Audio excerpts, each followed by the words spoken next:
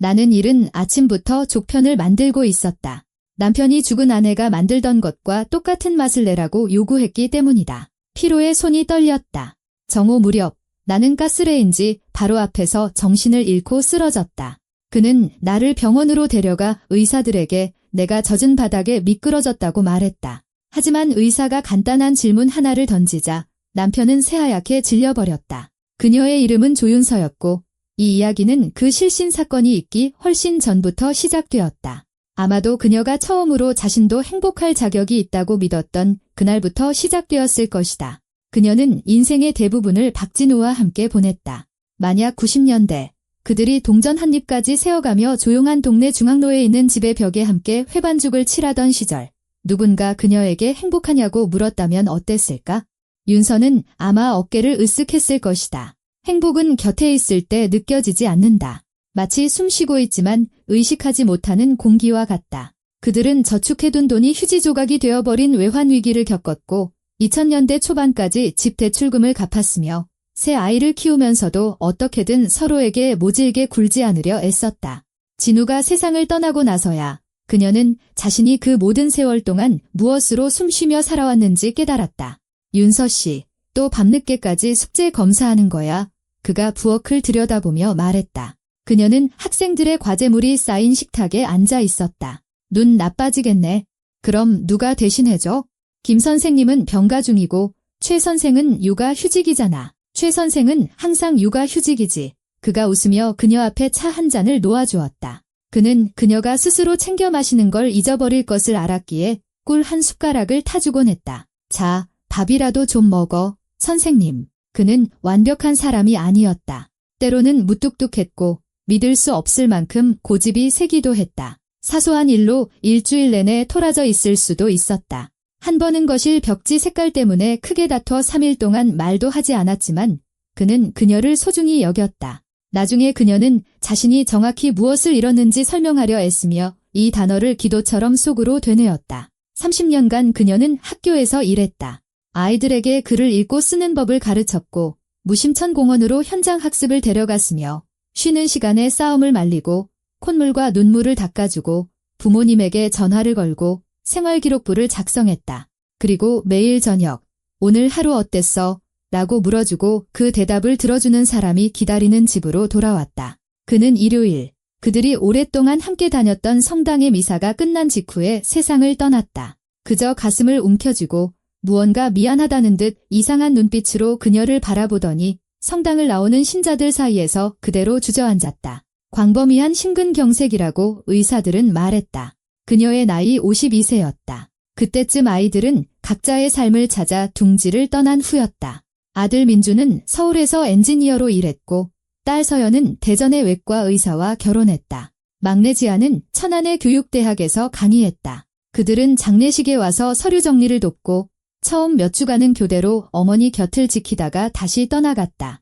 그리고 윤서는 진우와 함께 가족을 위해 지었던 커다란 집에 홀로 남았다. 이제 그 집은 발소리의 메아리와 과거의 냄새로 가득 찬 영묘가 되어버렸다. 처음 몇 년간 그녀는 고집과 습관으로 버텼다. 매주 일요일 묘지에 가서 진우에게 말을 걸었다. 날씨 이야기, 이웃 이야기, 그리고 그가 98년에 심었던 사과나무가 드디어 제대로 된 열매를 맺었다는 이야기를 들려주었다. 학교 친구들, 특히 20년을 나란히 근무했던 김영희는 그녀를 문화회관 행사나 초청 가수 콘서트, 50대 이상을 위한 댄스 파티에 불렀다. 윤서야, 그만 좀 자신을 땅에 묻어. 영희가 그녀의 집 부엌에서 과일청을 넣은 차를 마시며 말했다. 너 아직 젊어. 앞으로 살 날이 창창해. 내가 뭐가 젊어. 벌써 55인데. 그게 뭐 어때서? 우리 고모는 60에 결혼해서 지금도 남편이랑 깨가 쏟아져. 난 아무도 필요 없어. 나에겐 진우 씨가 있었으니까.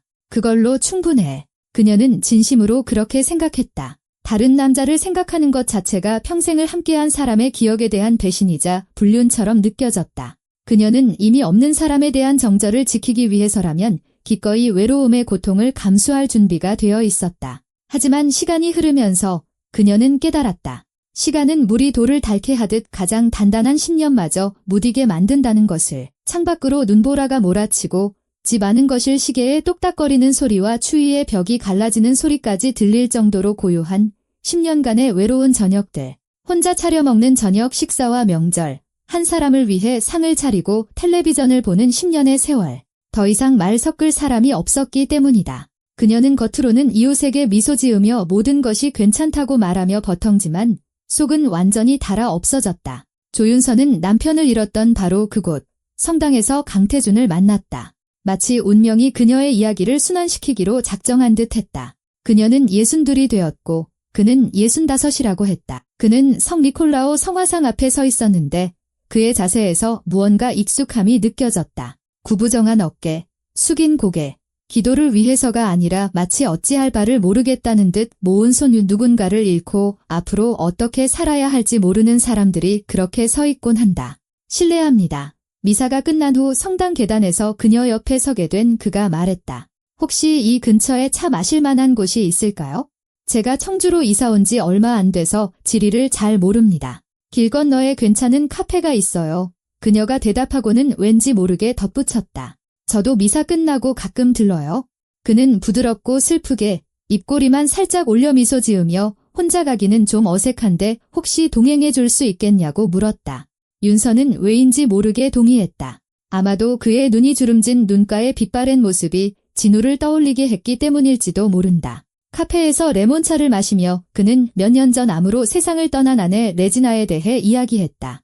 마지막 날까지 그녀를 어떻게 간호했는지, 도립병원으로 항암 치료를 받으러 어떻게 데리고 다녔는지, 그녀가 죽어가면서도 자신보다 남편을 더 걱정하며 설 수 있을 때까지 아침 식사를 차려주었는지에 대해 말했다. 그 사람은 성녀 같은 여자였어요. 그가 찻잔을 들여다보며 말했고 그의 목소리는 떨렸다.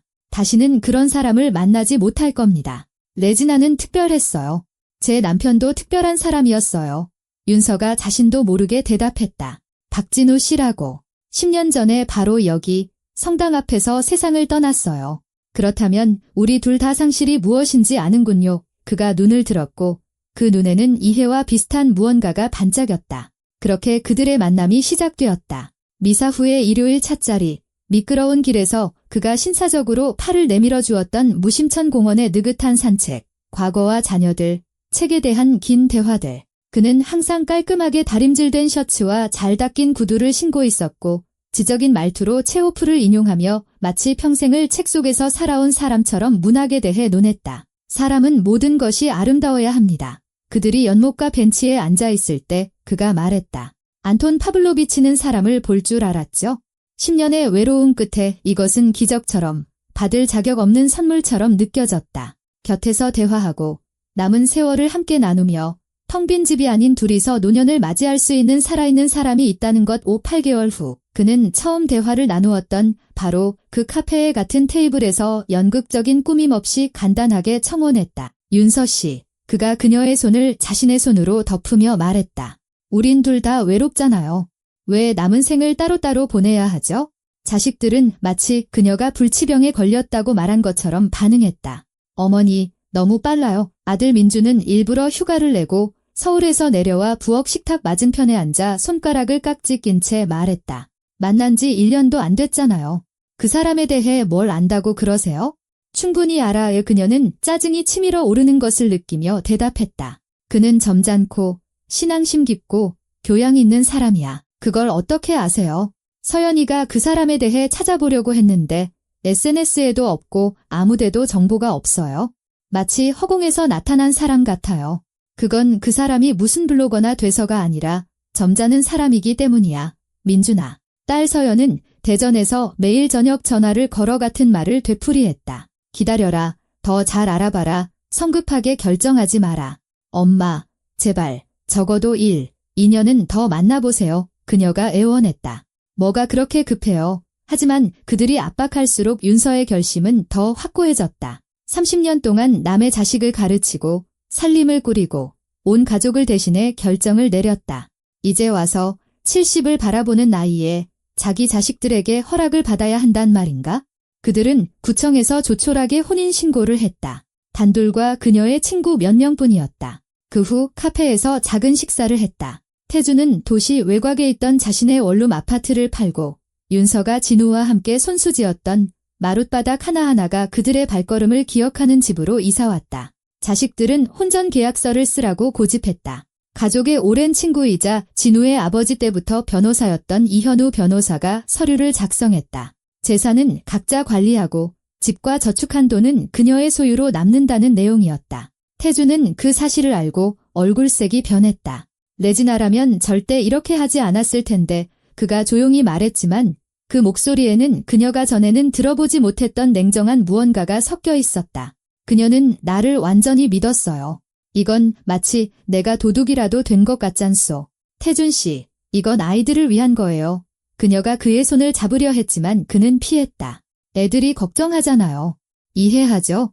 이해해요. 그가 잠시 침묵한 뒤 대답했다. 물론 이해하죠. 하지만 그의 눈빛에 무언가 변했고 그때 그녀는 그것에 큰 의미를 두지 않았다. 처음 몇 달은 평범하고 거의 행복해 보였다. 태주는 세심하고 다정했으며 저녁 식사에 감사하고 집이 깨끗하다고 칭찬하며 그녀를 만난 것이 행운이라고 말했다. 그러다 비교가 시작되었다. 첫 번째는 평범한 저녁 식사 자리에서 일어났다. 윤서는 자신의 대표 요리인 김치찜을 준비했다. 진우도, 아이들도, 학교 회식 때 동료들도 모두 칭찬했던 음식이었다. 태주는 한 입 먹고 천천히 씹더니 얼굴을 찌푸리고는 포크를 내려놓았다.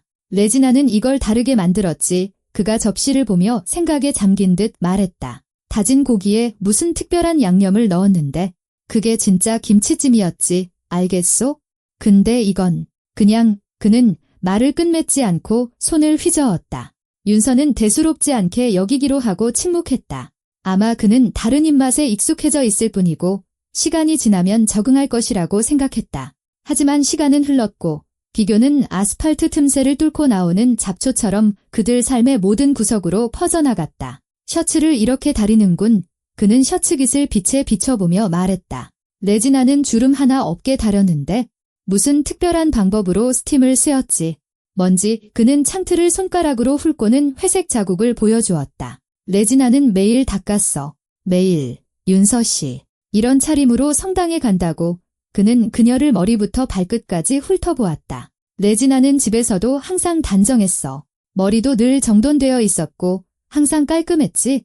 그녀는 노력하기 시작했다. 1시간 일찍 일어나 인터넷에서 요리법을 찾고 슈퍼마켓에서 비싼 청소용품을 사고 자신을 더 꼼꼼히 가꾸었다. 하지만 그녀가 더 많은 노력을 기울일수록 태주는 더 냉정해졌다. 마치 그녀의 노력이 그를 짜증나게만 하는 것처럼, 마치 그가 전혀 다른 무언가를 원했던 것처럼 점점 그녀는 자신의 그림자가 되어갔다. 집안에서 발소리를 죽여 걸으며 그의 발걸음 소리에 귀를 기울이고 실수를 저지를까 두려워했다. 가족과 온기, 웃음을 위해 지어진 집은 보이지 않는 창살이 있는 감옥으로 변했다. 친구들은 거의 눈치채지 못할 정도로 자연스럽게 멀어졌다.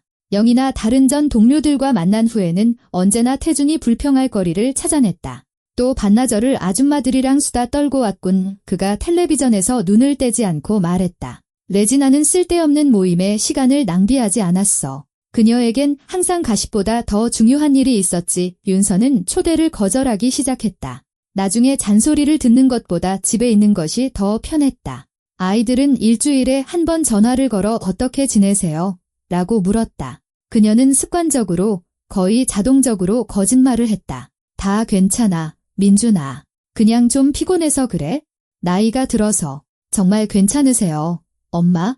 목소리가 좀, 내가 괜한 생각하는 거야?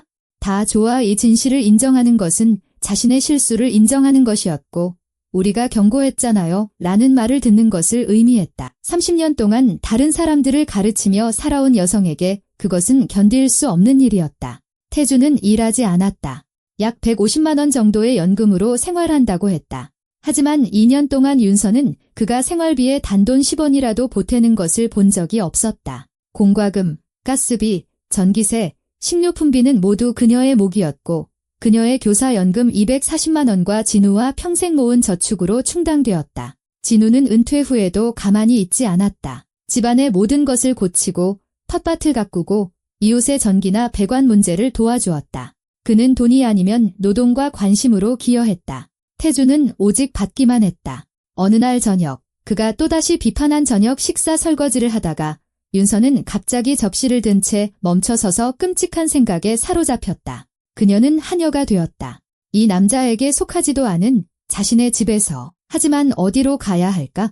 그리고 가장 중요한 것은 아이들과 친구들, 이웃들에게 30년 경력의 60 넘은 교사가 이렇게 어리석게 당했다고 어떻게 인정할 수 있을까? 그녀는 이 결혼에 2년의 세월과 힘, 그리고 진우와 함께 모은 돈을 쏟아부었다. 그리고 더 많이 투자할수록 물러서기는 더 어려워졌다. 마치 쓴 돈 한 푼, 삼킨 잔소리 하나하나가 어떤 자물쇠보다 더 단단히 그녀를 묶는 보이지 않는 사슬이 되는 것 같았다. 사슬은 단단히 묶여 있었지만 이성이 그것을 인정하기 전에 몸이 먼저 무너지기 시작했다. 윤서는 자신도 모르게 천천히 살이 빠졌고 어느 날 아침 지난 10년간 입었던 치마를 입다가 허리에서 헐렁하게 겉도는 것을 발견했다. 66 사이즈가 55 사이즈가 되었는데 언제 그렇게 되었는지 기억나지 않았다. 피로는 그녀의 일상적인 동반자가 되었다. 전혀 잠을 자지 않은 것처럼 찌뿌둥하게 일어났고 정오가 되면 겨우 다리를 끌었다. 갑자기 움직이면 머리가 어지러웠고 관자놀이는 둔하고 욱신거리는 통증으로 아팠다. 엄마, 거울 좀 봐요. 지아가 그러는데 고모 할머니 장례식에서 쓰러질 뻔했다면서요. 전화기 속 딸 서연의 목소리에 불안감이 묻어났다. 아니야. 그냥 혈압이 좀 올라서 그랬어. 내 나이엔 흔한 일이야. 엄마 나이는 64살이지 90이 아니에요. 제발 병원 좀 가보세요. 갈게 그녀는 손사래를 쳤지만 가지 않을 것임을 알고 있었다. 자신에게 심각한 문제가 있다는 것을 인정하는 것은 멈춰서서 생각하고 현실을 직시하는 것을 의미했고 그녀는 그 방법을 잊어버렸다.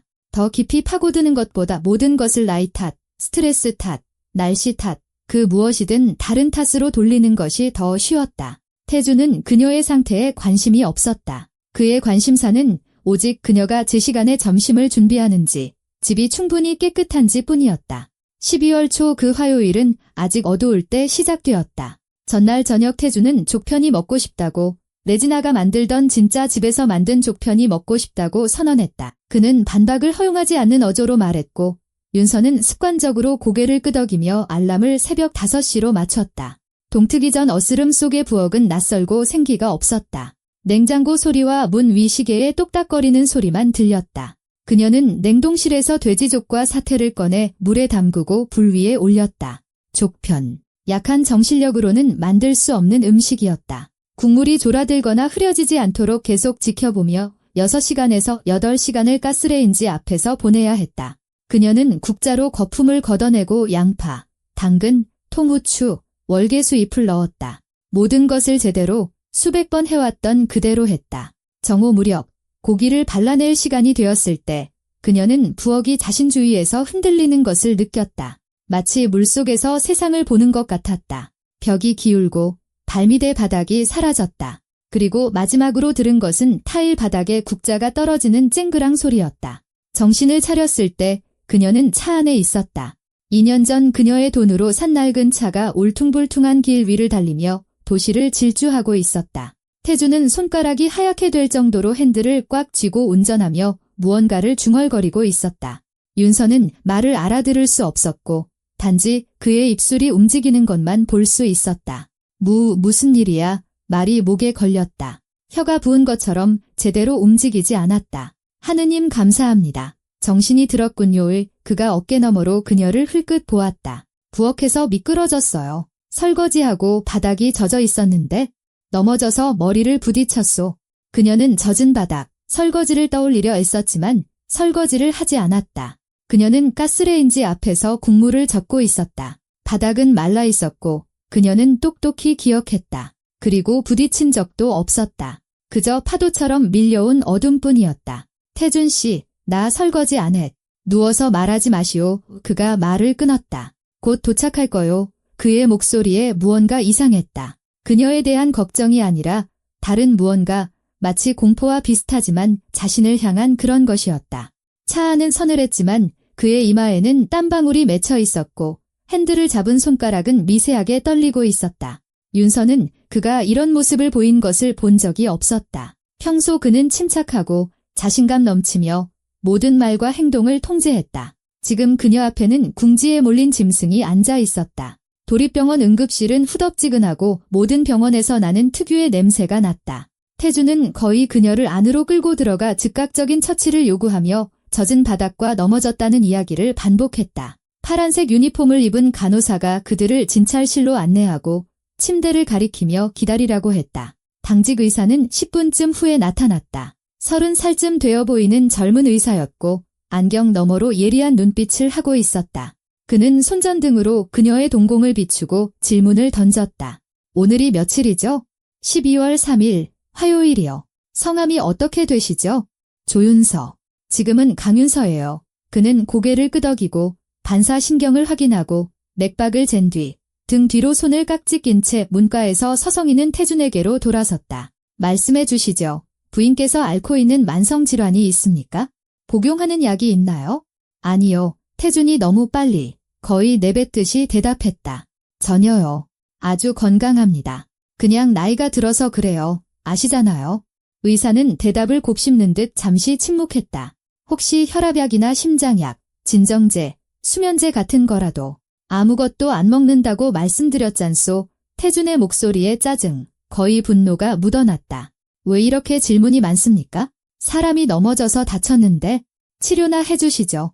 의사는 다시 윤서를 길고 살피는 눈길로 보았다. 그녀는 그가 속으로 무언가를 기록하고 있음을 알 수 있었다. 그녀의 느린 반응, 축소된 동공, 부자연스러운 졸음, 그리고 다시 태준에게로 눈을 돌렸다. 그의 이마에 맺힌 땀방울, 재킷 끝을 만지작거리는 불안한 손가락. 그러자 그의 얼굴에 무언가 변했고 더 단호해졌다. 혈액생화학 종합검사를 처방하겠습니다. 그가 윤서를 향해 말했다. 그리고 독성 물질 검사도요. 원인 불명의 의식 상실 시에는 표준 절차입니다. 이건 반드시 해야 합니다. 태준이 앞으로 나섰다. 그냥 링거 같은 거 하나 놔주시면 집에 가겠습니다. 여긴 대기자도 많고 아내는 좀 쉬어야 합니다. 반드시 해야 합니다. 의사가 잘라 말하고는 나가버렸다. 태준은 감옥에 갇힌 짐승처럼 진찰실 안을 서성였다. 세 걸음 갔다가 세 걸음 돌아오며 계속해서 시계와 문을 힐끗거렸다. 그러다 갑자기 다가와 그녀 위로 몸을 숙였다. 윤서 씨, 우리 가야 해요. 심각한 거 아니에요. 그냥 과로일 뿐이요. 집에서 쉬면 괜찮아질 거요. 내가 차 끓여줄게. 다 나을 거요. 그는 그녀를 침대에서 일으키려 했지만 그녀는 너무 약해서 일어설 수 없었다. 팔다리가 말을 듣지 않았고 조금만 움직여도 머리가 어지러웠다. 그 순간 문이 열리고 체혈 도구를 든 간호사가 들어왔다. 팔 좀 주세요. 그녀가 사무적인 말투로 고무줄을 조이며 말했다. 주먹 쥐세요. 태준은 벽으로 물러나 멈춰서서 검붉은 피가 시험관을 채우는 것을 지켜보았다. 그는 그들 위 천장처럼 창백했다. 3시간은 영원처럼 길었다. 윤서는 깜빡 잠이 들었다가 깨어나길 반복하며 병원의 소리 조각들을 들었다.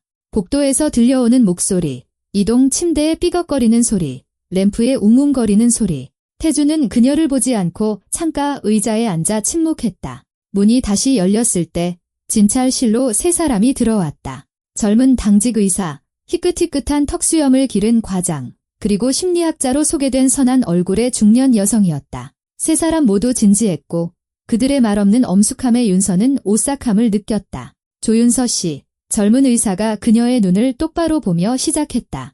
혈액에서 처방전 없이는 구할 수 없는 강력한 수면제 성분이 다량 검출되었습니다. 그녀는 그가 무슨 말을 하는지 즉시 이해하지 못했다. 말들이 손뭉치를 통과하는 것처럼 들렸다.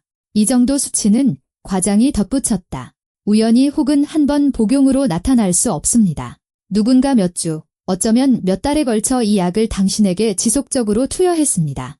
이것이 당신의 모든 증상, 즉 어지럼증, 쇠약, 체중 감소를 설명해 줍니다.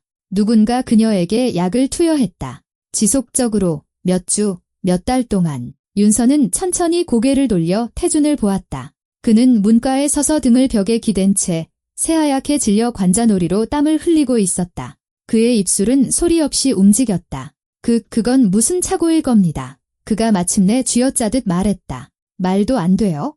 재검사를 요구합니다. 당신네 검사실에서 뭔가 착각한 게 틀림없소. 하지만 그의 목소리는 떨리고 갈라졌으며 거기에는 한 점의 확신도 없이 오직 벌거벗은 동물적인 공포만이 있었다. 이런 경우 심리학자가 그를 향해 부드럽게 말했다. 저희는 경찰에 신고할 의무가 있습니다. 고의적인 상해 혐의가 있을 때의 표준 절차입니다. 경찰 이태주는 움찔했다. 아니, 우린 갈 거요. 당장. 그는 그녀에게 달려들려 했지만 과장이 앞을 가로막으며 침대를 막아섰다. 환자는 경과를 지켜봐야 합니다. 경찰은 이미 불렀습니다. 경찰이라는 단어는 마치 태준의 마지막 힘까지 빼앗아간 듯 했다. 그는 의자에 주저앉아 머리를 감싸쥐고 말을 삼키며 빠르고 두서없이 중얼거리기 시작했다. 죽이려던 게 아니에요. 아니었어요. 그냥 그녀가 좀 더 차분해지길 바랐을 뿐이에요. 아시겠어요? 말다툼하지 않고 대들지 않고 레지나처럼 되기를요. 레지나는 절대 말다툼하지 않았어요. 레지나처럼 2년간의 비교, 2년간의 굴욕, 2년간의 도달할 수 없는 이상에 맞추려는 시도. 그리고 마침내 그 말들의 진짜 의미가 드러났다. 그는 단지 그녀를 죽은 아내와 비교한 것이 아니었다. 그는 그녀를 그 여자로 만들려고 화학적으로 그녀의 의지를 꺾어 순종적이고 의지 없는 사람으로 만들려고 했던 것이다. 만약 레지나가 그렇게 이상적이고 순종적이었다면 어쩌면 그것도 같은 독의 결과였을까? 어쩌면 그녀는 암으로 죽은 것이 아닐지도 모른다. 형사는 1시간 후에 도착했다. 그 후 집을 수색했고 태준의 옷장 속 겨울 신발 상자에서 강레지나 이름으로 된 처방전이 있는 약 봉투들이 발견되었다. 하지만 가장 중요한 발견은 평범한 격자무늬 공책이었다. 문구점에서 파는 그런 종류의 공책. 윤서는 건조하고 공식적인 어조로 그 내용을 읽어주는 것을 들었지만 단어 하나하나에 구역질이 났다. 3월 14일 아침 차에 반 알추가. 하루 종일 조용했고 지적에 동의함. 3월 28일 한 알로 늘림. 말을 덜 해야 함. 레지나는 절대 말다툼하지 않았음. 4월 15일 눈에 띄게 살이 빠짐. 좋음. 레지나도 날씬했지? 그는 회계 장부처럼 기록을 남겼다. 날짜, 복용량, 관찰 결과. 그녀는 그에게 사람이 아니라 처리하고 필요한 기준에 맞춰야 할 재료에 불과했다. 하지만 2주 전 날짜의 마지막 기록은 다른 모든 것보다 끔찍했다.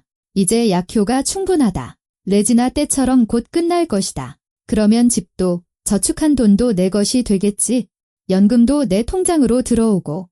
이번 여자는 더 고집이 세서 힘들지만 곧 마무리될 거다. 그럴 만한 가치가 있다. 레지나 때처럼. 그가 그녀를 죽였다. 레지나는 암으로 죽은 것이 아니었다. 그는 같은 방법으로 그녀를 독살하고 그녀의 아파트와 돈을 차지한 다음 새로운 희생자, 윤서를 찾은 것이었다. 형사는 공책을 닫고 그녀를 바라보았다. 조윤서 씨, 이 사건은 형법 제254조, 제250조 2항, 이기적인 동기에 의한 살인 미수 혐의로 전환됩니다. 법원은 강레지나의 시신 발굴 명령을 내렸다. 발굴. 그 단어는 선고처럼 들렸다. 그녀가 아닌 2년 동안 살인자와 함께 잠자리에 들면서도 그것을 까맣게 몰랐던 그 남자에게 그녀는 가장 먼저 지아에게 전화했다. 천안에서 차로 1시간 반 거리로 가장 가까웠다. 말이 목에 걸려 몇 번이나 문장을 시작하다가 겨우 중요한 말을 내뱉었다. 내가 독살당했어. 병원이야. 전화기 저편에서 침묵이 흘렀고 이내 억눌린 흐느낌이 들렸다. 그리고 지아는 단지 이렇게 말했다. 갈게요. 엄마, 힘내세요. 그녀는 저녁 무렵 창백하고 눈이 붉어진 채 집에서 입던 스웨터 위에 급하게 걸친 코트 차림으로 나타났다. 링거를 맡고 있는 병원 침대의 어머니를 보고 그녀는 병실 문턱에서 얼어붙어 손바닥으로 입을 막았다. 그리고는 달려와 윤서를 너무나 꽉 껴안아서 윤서는 그녀의 온몸이 떨리는 것을 느낄 수 있었다. 엄마, 그녀가 속삭였다. 엄마, 미안해. 미안해요. 내가 알았어야 했는데, 더 자주 왔어야 했는데. 쉿, 아가. 쉿. 윤서는 어릴 적 친구와 다투고 와서 울 때처럼 그녀의 머리를 쓰다듬었다. 넌 아무 잘못 없어. 민주는 서울에서 밤기차를 타고 아침 8시까지 병실 문 앞에 서 있었다. 면도도 하지 않고 눈 밑에는 검은 그늘이 졌으며 구겨진 스웨터를 입고 있었다. 그는 울지 않았고 단지 주먹을 쥐었다 폈다 하며 손을 어디에 둬야 할지 모르는 듯 했다. 그러다 침대 옆 의자에 주저앉아 거친 목소리로 말했다. 제가 그놈 죽일 거예요. 엄마. 제 손으로 직접. 바보 같은 소리 하지 마라. 그녀가 그의 손을 자신의 손으로 덮었다. 어차피 오래 감옥에 있을 거야. 그걸로는 부족해요. 서연은 다음 날 점심때쯤 대전에서 도착했고 윤서는 그녀에게서 자신의 젊은 시절 모습을 즉시 알아보았다. 30년 동안 교실을 지휘하고 무질서를 용납하지 않았던 그 모습.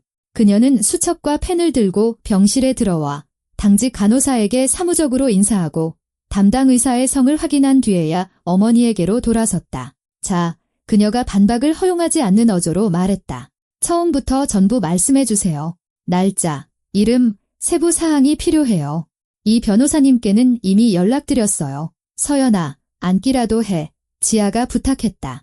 엄마 힘드셔. 바로 그래서 제가 묻는 거예요. 서연은 침대 가장자리에 앉았고 그녀의 사무적인 태도에 갑자기 금이 갔다. 입술이 떨리고 눈이 반짝였다. 엄마, 그놈 감옥에 갈 거예요. 제가 약속할게요.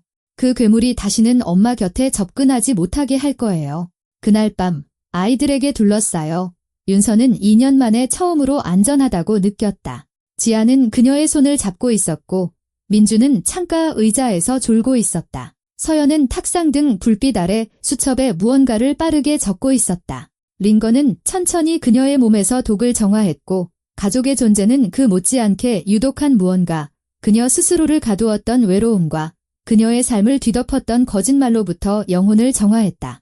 처음 그녀를 덮쳤던 슬픔은 점차 다른 무언가, 순수하고 의로운 분노로 변하기 시작했다. 강태주는 그녀에게서 인연을 빼앗았고 요리와 셔츠 다림질 능력에 대해 의심하게 만들었으며 친구와 가족으로부터 고립시켰고 거의 죽일 뻔했다. 그는 모든 잔소리, 이상적인 레지나와의 모든 비교, 그녀의 차에 넣은 모든 독 한 방울에 대해 대가를 치를 것이다. 퇴원 후 이현우 변호사의 조언에 따라 그들은 대전 출신의 전직 형사인 사립탐정을 고용했다. 키가 작고 다부진 체격에 날카로운 눈빛을 가진 남자였다. 2달간의 작업 끝에 그는 서류 폴더를 들고 그들의 집으로 찾아왔다. 조윤서 씨, 그가 부엌 식탁에 서류를 펼치며 말했다. 레지나 이전에 한 명 더 있었습니다. 윤다혜. 20년 전 대전에서요. 윤서는 어두운 머리에 희끗희끗한 머리카락이 섞인 자신과 비슷한 나이대의 부드럽고 선한 얼굴을 한 여성의 사진을 보며 속이 차가워지는 것을 느꼈다. 공식적으로는 신부전입니다.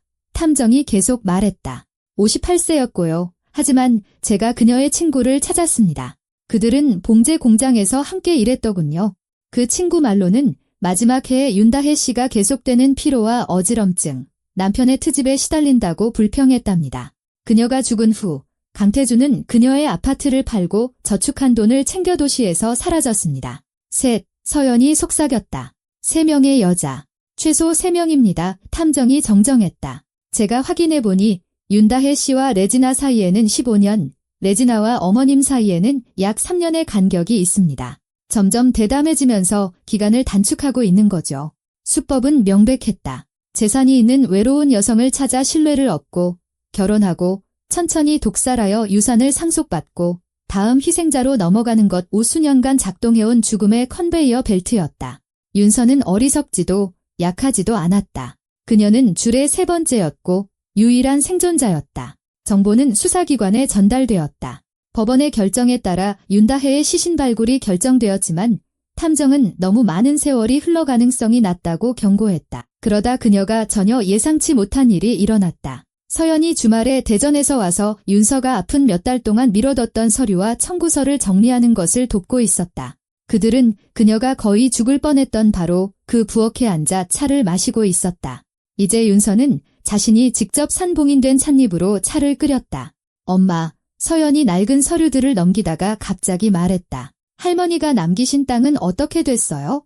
대전 근처에 있는 거 말이야. 윤서는 찻잔을 든 채 멈췄다. 희망마을에 있는 1200평의 땅, 어머니가 그녀와 자매들에게 남긴 것이었다. 그들은 몇 년 동안 그 땅을 어떻게 할지 합의하지 못했다. 한 언니는 팔고 싶어 했고 다른 언니는 별장을 꿈꿨다. 윤서는 아이의 손을 놔버렸다. 그리고 태준과 결혼한 직후 언니들이 각자 3분의 1씩 나누기 위한 서류를 보내왔다.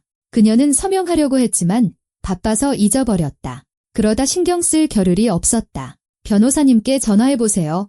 서연이 말했고 그녀의 목소리에는 흥분과 비슷한 무언가가 섞여 있었다. 그 근처에 새로운 우회도로랑 쇼핑센터가 생겼대요. 이현우 변호사는 이틀 뒤에 전화했다. 수학이 넘어 그의 목소리는 자신이 말하는 것을 스스로도 믿지 못하는 것 같았다. 조윤서 씨, 앉아 계십니까? 네, 앉아 있어요. 당신의 땅 지분이 현재 약 5억 원의 가치가 있습니다. 도시권 개발과 인근 신도시 조성 덕분입니다. 그리고 혼전 계약서 덕분에 강태준은 그 돈에 대해 어떠한 권리도 없습니다. 5억, 그가 몰랐던 돈, 그가 빼앗을 수 없었던 돈, 이제 오직 그녀의 것이 된 돈. 그녀는 2년 만에 처음으로 웃음을 터뜨렸다. 눈물이 뺨을 타고 흐를 때까지 크고 진심으로. 그는 모든 것을 통제하고 있다고 생각했고 그녀의 집, 연금, 저축을 빼앗을 계획이었지만 그녀는 그가 상상할 수 있었던 것보다 더 부자였다. 집에 돌아온 첫날, 윤서는 방들을 둘러보았다. 모든 구석이 그의 존재로 스며들어 있었다. 그가 앉았던 소파에 움푹 들어간 자국, 옷장 속 그의 스킨 냄새, 문손잡이에 남은 그의 손자국, 속이 울렁거렸다. 서연아, 그녀가 한 달간 휴가를 내고 곁에 있어준 딸에게 말했다. 그 사람 물건 좀 치우는 것 좀 도와줘. 그들은 말없이 체계적으로 일했다. 셔츠, 바지, 신발은 경찰에 보낼 자루에 담겼다. 면도기, 빗, 칫솔은 버렸다. 그가 마치 항상 이곳에 살았던 것처럼 책장에 꽂아둔 책들은 상자에 담았다. 이건 어떡할까요? 서연이 그들이 함께 잤던 친구류를 가리켰다. 태워버려. 그들은 그것을 진우가 심었던 낡은 사과나무 아래 마당으로 가져가 쇠대야에 넣고 불을 붙였다. 불길은 빠르게 타올랐다. 시트, 이불 커버, 베갯니디 재로 변했고 그것들과 함께 윤서의 내면 어딘가 썩고 유독한 무언가도 타서 없어졌다. 엄마, 괜찮아요. 서연이 불을 보며 물었다. 더 나아, 그녀가 대답했고 거짓말이 아님을 깨달았다. 훨씬 더 나아.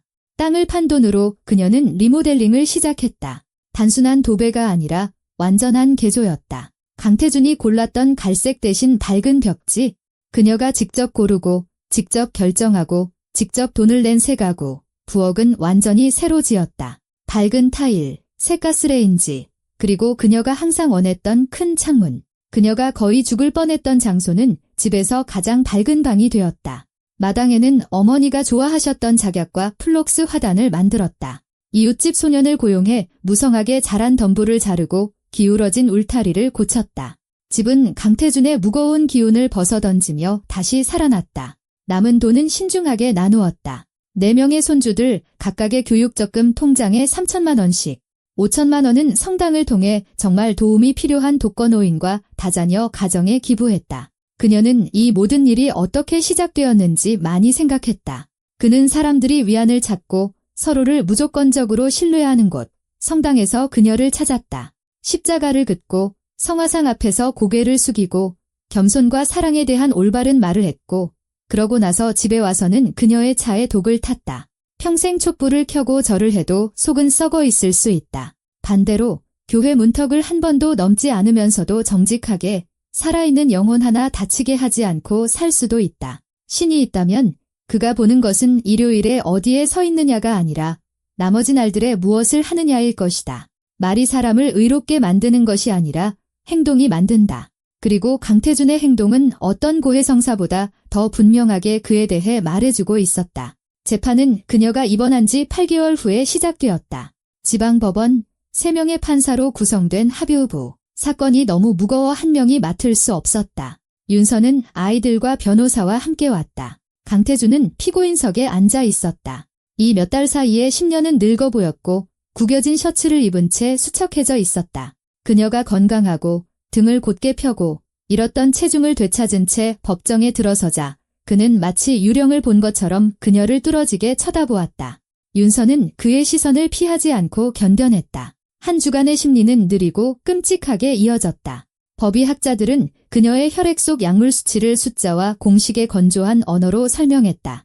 검사는 그의 일기장을 제시하고 기록들을 소리내어 읽었다. 한 줄 한 줄 읽힐 때마다 법정은 더욱 깊은 침묵에 잠겼다. 3월 14일 아침 차에 반 알 추가. 하루 종일 조용했음. 3월 28일 한 알로 늘림. 레지나는 절대 말다툼하지 않았음. 4월 15일 눈에 띄게 살이 빠짐. 조음. 범죄 분석가들은 레지나의 시신 발굴 결과를 보고했다. 무덤에 보존된 머리카락과 손톱 샘플에서 동일한 약물이 검출되었다. 윤다혜의 경우는 더 복잡했다. 20년이 지났다. 직접적인 증거는 찾지 못했다. 하지만 그녀 친구의 증언, 증상의 일치, 행동 패턴이 하나의 그림을 완성했다. 강태준의 변호사, 아마도 국선 변호인으로 보이는 값싼 정장을 입은 젊은 남자는 모든 것을 신경질적이고 예민한 아내를 돌보는 과정에서 생긴 오해로 몰아가려 했다. 그는 스트레스, 나이, 그리고 피고인이 단지 돕고 싶었을 뿐이라고 말했다. 그때 검사가 다시 일기장을 펴고 마지막 기록을 읽었다. 레지나 때처럼 곧 끝날 것이다. 그러면 집도, 저축한 돈도 내 것이 되겠지. 이번 여자는 더 고집이 세서 힘들지만 곧 마무리될 거다. 그럴 만한 가치가 있다. 법정에 침묵이 흘렀다. 변호사는 창백해져서 눈을 내리깔았다. 강태준은 의자에 몸을 움츠리며 마치 더 작아지고 사라지려는 듯했다. 증거는 반박할 수 없었고 체계적인 독사를 신경질적인 아내에 대한 보살핌으로 포장하려던 시도는 그 자신의 손으로 쓰인 일기장 페이지 앞에서 산산조각 났다. 윤서가 증인석으로 불려나갔을 때 그녀는 천천히 일어섰다. 판사, 서기, 수첩을 든 기자들, 피고인석의 강태준까지 법정 전체의 시선이 그녀에게 쏠리는 것을 느꼈다. 다리는 굳건했고 손은 떨리지 않았다. 그녀는 30년 동안 말썽꾸러기 1학년 교실을 지휘했던 자신의 일부, 내면 어딘가에서 온 이 평온함에 스스로 놀랐다. 조윤서 씨, 검사가 시작했다. 피고인과의 관계에 대해 법정에 진술해 주십시오. 평소에 그는 당신에게 어떻게 행동했습니까? 그녀는 강태준을 보았다. 그는 등을 구부리고 바닥을 응시하고 있었는데 그 모습이 애처롭고 하찮고 보잘것없어 보였다. 2년 동안 그녀는 이 남자를 두려워하며 자기 집에서 발소리를 죽여 걸었다. 하지만 이제 그는 그녀의 눈조차 쳐다보지 못했다. 그는 저를 죽은 아내와 비교했습니다. 그녀가 명확하고 차분한 목소리로 말했다. 매일이요. 제가 요리하는 방식, 청소하는 방식, 다림질하는 방식, 제 외모까지 어떤 것도 충분히 좋지 않았습니다. 저는 항상 레지나보다 못했습니다. 구체적인 예를 들어주시겠습니까? 한 번은 김치찜을 만들었습니다. 먹어본 사람 모두가 칭찬했던 음식이었죠. 그는 얼굴을 찌푸리며 레지나의 것은 무슨 특별한 양념이 들어가 달랐다고 말했습니다. 제가 그의 셔츠를 다리면 그는 잊지도 않은 주름을 찾아냈습니다. 제가 바닥을 닦으면 그는 창틀을 손가락으로 훑어 먼지를 보여주었습니다. 기억에 속이 쓰라렸지만 그녀의 목소리는 떨리지 않았다. 그녀는 친구들과의 만남을 어떻게 끊었는지, 전화로 아이들에게 어떻게 거짓말을 했는지, 어떻게 자기 집에서 하녀가 되었는지 계속해서 이야기했다. 그리고 한마디 한마디 할 때마다 그가 그녀에게서 빼앗아간 것, 즉 자신의 이야기에 대한 권리를 되찾는 것을 느꼈다. 당신이 독살당하고 있다는 것을 의심한 적이 있습니까? 검사가 물었다. 아니요. 저는 그저 늙어가고 있다고, 스트레스로 피곤하다고, 제 나이에는 그게 정상이라고 생각했습니다. 돌이켜보면 비슷한 상황에 처할 수 있는 여성들에게 무슨 말을 해주고 싶습니까? 그녀는 생각을 정리하려 잠시 침묵했다. 그리고 녹음기를 든 기자들이 앉아있는 법정을 똑바로 바라보았다. 만약 누군가 당신을 계속 다른 사람과 비교하고 당신이 항상 지는 쪽이라면 그건 당신 잘못이 아닙니다. 당신을 사랑해야 할 사람 곁에서 자신이 보잘것없다고 느껴진다면 도망치세요. 나이가 몇 살인지는 중요하지 않습니다. 사람들이 뭐라고 할지도 중요하지 않아요. 도망치세요. 강태준은 고개를 들어 처음으로 그녀를 보았다. 그의 눈에는 뉘우침이 없었고 오직 마침내 붙잡힌 궁지에 몰린 짐승의 분노와 원망만이 있었다. 윤서는 그의 시선을 견뎠고 그가 다시 눈을 내리깔 때까지 눈을 피하지 않았다. 며칠간의 수계 끝에 재판부는 법정으로 돌아왔다. 윤서는 민준과 서연 사이에 앉아 무릎 위에서 손을 깍지 끼고 있었다. 긴장으로 손가락이 저렸다. 지아는 뒤에서 그녀의 어깨를 잡고 있었다. 모두 일어서 주십시오. 재판을 시작하겠습니다. 서기가 선언했다. 엄격한 얼굴의 50대 여성 재판장이 판결문을 읽기 시작했다. 법률 용어들은 단조로운 흐름으로 섞여 들었지만 귓속 혈류 소리를 뚫고 몇몇 단어들이 들려왔다. 이기적 동기에 의한 살인, 살인 미수, 상해, 특정 경제범죄 가중처벌 등에 관한 법률 위반으로 유죄를 인정함. 징역 18년에 처하고 교정시설에서 복역할 것을 명함. 18년, 그는 68이다. 그는 그곳에서, 감옥에서 죄수복을 입고 철제 침대 위에서 죽을 것이다. 다시는 자유를 얻지 못하고 새로운 희생자를 찾지 못하고 어떤 불행한 여성을 또 다른 이상적인 죽은 아내와 비교하지 못할 것이다. 윤서는 오랜만에 처음으로 눈물을 참지 않고 울었다. 서연이 한쪽에서 민준이 다른 쪽에서 그녀를 안았다. 지아는 어릴 적 어머니가 그랬던 것처럼 그녀의 머리를 쓰다듬었다. 2년 동안 그녀는 죄책감을 느끼고 부족하고 잘못되었다고 생각했다. 이제 공식적으로 인정되었다. 그녀는 피해자다. 그는 범죄자다. 교도관들이 강태준을 피고인석에서 일으켜 세웠다. 그들의 줄을 지나가면서 그는 그녀에게 마지막 시선을 던졌다. 축축하고 애처로우며 증오로 가득 찬 뉘우치지 않는 살아남아서 그의 계획을 망가뜨려서 이긴 그녀에 대한 증오. 짐승 같은 놈. 서연이 그의 등 뒤에 속삭였지만 그는 이미 듣지 못했다. 철문이 그의 등 뒤에서 쾅 닫혔다. 판결 한 달 후 발밑에서 눈이 뽀드득 소리를 내고 태양이 눈부신 어느 맑은 겨울날 윤서는 묘지에 갔다. 똑같이 생긴 울타리들 사이에서 한참을 헤맨 끝에 단순한 화강암 비석을 찾았다. 강내지나 1955년생. 사랑하는 아내, 평안히 잠들다. 사랑하는 아내. 그녀는 맞은편 벤치에 눈을 쓸어내며 씁쓸하게 웃었다. 안녕하세요. 레지나 씨. 그녀가 소리내어 말하자 묘지의 정적 속에서 목소리가 이상하게 울렸다. 사과하러 왔어요. 바람이 무덤 위 낡은 자작나무 가지를 흔들었고 그녀는 레지나가 듣고 있는 것 같았다. 예전에 나는 당신을 미워했어요. 당신은 완벽했고 나는 보잘것없다고 생각했어요. 당신이 모든 것을 나보다 더 잘했다고. 하지만 이제는 알아요. 당신도 나와 같았다는 걸. 그가 당신도 망가뜨렸어요. 단지 당신은 빠져나올 기회가 없었을 뿐이죠. 그녀는 돌에 새겨진 이름을 보며 잠시 침묵했다. 그 사람 18년형을 받았어요. 이제 아무에게도 해를 끼치지 못할 거예요. 당신에게도 나에게도 아무에게도. 우리 둘 다 이제 자유로워요. 당신은 그런 식으로 남아. 그리고 나는 우리 둘의 목까지 살 거예요. 일어서서 그녀는 오는 길에 꺾은 마가목 가지를 비석 위에 올려놓았다. 하얀 눈 위에 붉은 열매. 그리고 뒤돌아보지 않고 떠났다. 재판 후의 삶은 그녀가 두려워했던 공허가 아니라 무엇으로든 채울 수 있는 공간이었다.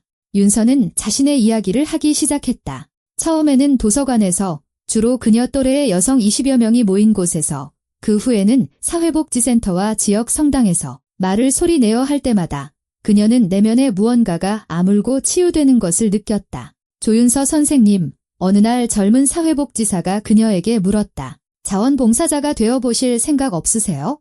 저희는 50대 이상 여성을 위한 프로그램이 거의 없어요. 그분들이 오시는데 저희는 어떻게 도와드려야 할지 모르겠어요. 제가 뭘 하면 되는데요? 그냥 대화하고 들어주고 출구가 있다는 것을 보여주는 거예요. 그녀는 동의했고 그것이 그녀의 새로운 일이 되었다. 보수는 없었지만 어쩌면 인생에서 가장 중요한 일이었다. 다양한 여성들이 찾아왔다. 교사, 의사, 회계사, 주부. 모두를 하나로 묶는 것은 수치심이었다. 그들은 자신의 나이와 경험에도 불구하고 덫에 걸렸다는 것을 인정하기 부끄러워했다. 윤서는 그 수치심을 누구보다 잘 이해했다. 저는 63살이에요. 전직 간호사였던 한 여성이 손수건을 쥐어짜며 말했다. 이제 누가 날 원하겠어요? 어디로 가야 하죠? 저는 64살에 병원에 실려갔어요. 윤서가 대답했다. 그리고 지금 저는 67인데 50 때보다 더 행복해요. 나이는 선고가 아니에요. 저를 믿으세요. 1년 반 후, 그녀는 한 방송사의 인생 다큐멘터리 프로그램에 초대받았다. 자신의 이야기를 온 나라에 공개하는 것이 어딘가 잘못된 것처럼 느껴져 오랫동안 망설였지만 서연이 설득했다. 엄마 스스로 말했잖아요. 엄마 같은 사람들은 아무도 봐주지 않는다고. 그러니 보여주세요. 그녀는 보여주었다. 방송 후 일주일 동안 전화기가 잠잠할 틈이 없었다. 전국 각지에서 여성들이 전화를 걸었고 손녀 하나가 만들어준 소셜미디어로 메시지를 보냈다. 많은 이들이 수화기 너머로 울며 자신의 이야기를 털어놓았다. 그리고 윤서는 예전에 무릎이 깨지고 친구에게 상처받아 찾아왔던 학생들의 이야기를 들어주었던 것처럼 그들의 이야기를 들어주었다. 3년은 눈 깜짝할 사이에 지나갔다. 마침내 살아남는 것이 아니라 살아갈 때 시간은 그렇게 흘러간다. 그녀는 70이 되었다. 한때는 깊은 노년이라 생각했던 나이가 이제는 힘과 계획으로 가득 찬 원숙함으로 느껴졌다. 집은 다시 그녀의 것이 되었다. 마당에는 작약이 피고 벽에는 문화센터 강좌에서 배운 수채화 풍경화가 걸린 밝고 아늑한 집. 아이들은 정기적으로 찾아왔다. 천안이 가까운 지아가 가장 자주 왔고 민주는 명절마다 서울에서 내려왔다. 서연은 이틀에 한 번씩 전화했다. 손주들은 방학을 그녀의 집에서 보냈고 집은 웃음과 뛰어다니는 소리, 삶으로 가득 찼다. 영희와 다른 학교 친구들도 다시 그녀 일상의 일부가 되었다. 그들은 매주 토요일에 모여 차를 마시고 수다를 떨고 옛 제자들을 추억하며 건강과 정치에 대해 불평했다. 평범한 여성들의 평범한 삶, 그리고 그 평범함 속에 무언가 귀중한 것이 있었다. 윤서야, 어느 날 영희가 빵을 차에 찍어 먹으며 말했다. 내 이웃집 그 양반이 계속 널 쳐다보더라. 어때? 한 번. 영희야, 너나 잘해. 그녀가 웃었다. 난 혼자가 좋아. 그것은 사실이었다. 외로움은 더 이상 두렵지 않았다. 두려운 것은 오직 평온과 독립, 그리고 그녀가 그토록 힘들게 얻은 힘을 잃는다는 생각뿐이었다. 1월에 손녀 하나가 왔다. 법대생인 20살, 서연의 눈매와 할머니의 고집을 닮은 아이였다. 그들은 윤서가 아침에 구운 파이를 먹으며 부엌에 앉아 있었다. 이제 요리는 두려움이 아닌 기쁨을 가져다 주었다. 할머니, 하나가 그녀의 손을 잡으며 말했다. 전부터 말씀드리고 싶었어요. 어렸을 때 저는 할머니가 그냥 파이를 구워주고 선물을 주는 착한 할머니라고만 생각했어요. 그런데 이 모든 일을 겪고 나서 이제는 진심으로 할머니를 존경해요. 윤서는 눈시울이 뜨거워지는 것을 느꼈다. 하나야, 뭘 그런 말을. 아니에요. 정말이에요. 할머니는 제게 자신을 지키는 데는 결코 늦지 않았다는 걸, 힘이라는 게 완벽해지는 게 아니라 자신의 가치를 아는 데 있다는 걸 가르쳐 주셨어요. 할머니 때문에 가정폭력 피해자 보호를 전문으로 하고 싶어졌어요. 그녀는 미속이 하나 없이 진지하게 할머니를 바라보았다. 그리고 윤서는 그녀의 눈에서 새로운 무언가를 보았다. 어린아이의 사랑이 아니라 한 어른이 다른 어른에게 보내는 존경심이었다. 하나야, 그녀가 손녀의 손을 꼭 쥐었다. 만약 너로 인해 단 한 명의 여성이라도 내가 있었던 지옥에서 벗어날 수 있다면 이 모든 일은 헛되지 않은 거야?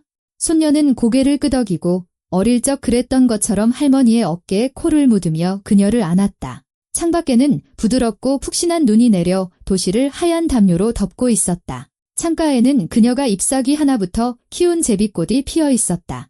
거실에서는 10년 전 그녀의 외로움을 들었던 바로 그 시계가 똑딱거리고 있었다. 그리고 이제는 웃음소리와 대화소리를 듣고 있었다. 강태주는 어딘가 청송교도소에 수감되어 있었고 소문에 의하면 그의 건강은 매달 악화되고 있었다.